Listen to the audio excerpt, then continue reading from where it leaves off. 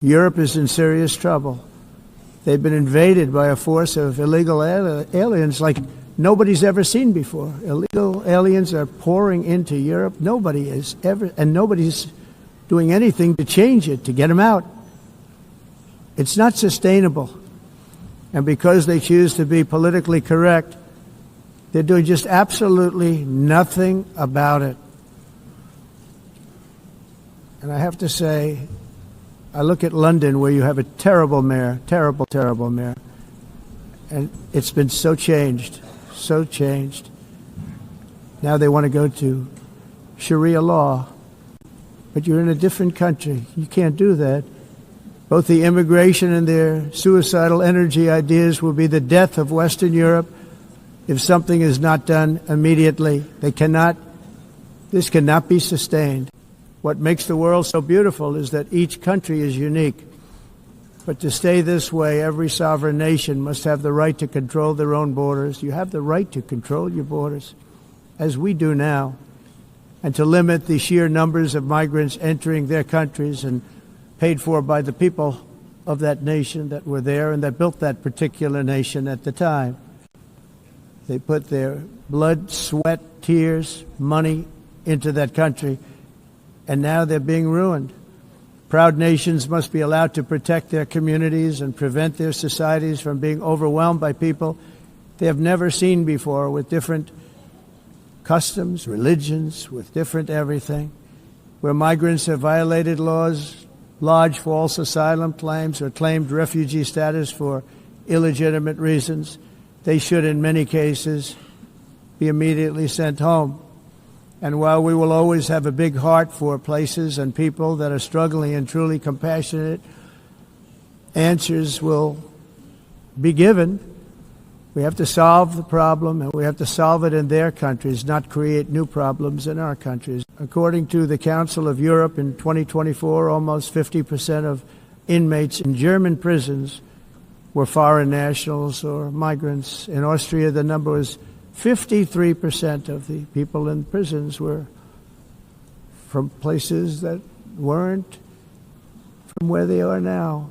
In Greece, the number was 54%, and in Switzerland, beautiful Switzerland, 72% of the people in prisons are from outside of Switzerland. When your prisons are filled with so-called asylum seekers who repaid kindness, and that's what they did, they repaid kindness with crime, it's time to end the failed experiment of open borders. You have to end it now. In America, we've taken bold action to swiftly shut down uncontrolled migration. Once we started detaining and deporting everyone who crossed the border and removing illegal aliens from the United States, they simply stopped coming. They're not coming anymore. We're getting a lot of credit, but they're not coming anymore. This was a humanitarian act for all involved, because on the trips up, thousands of people a week were dying. Women were being raped. Nobody's ever seen anything like it.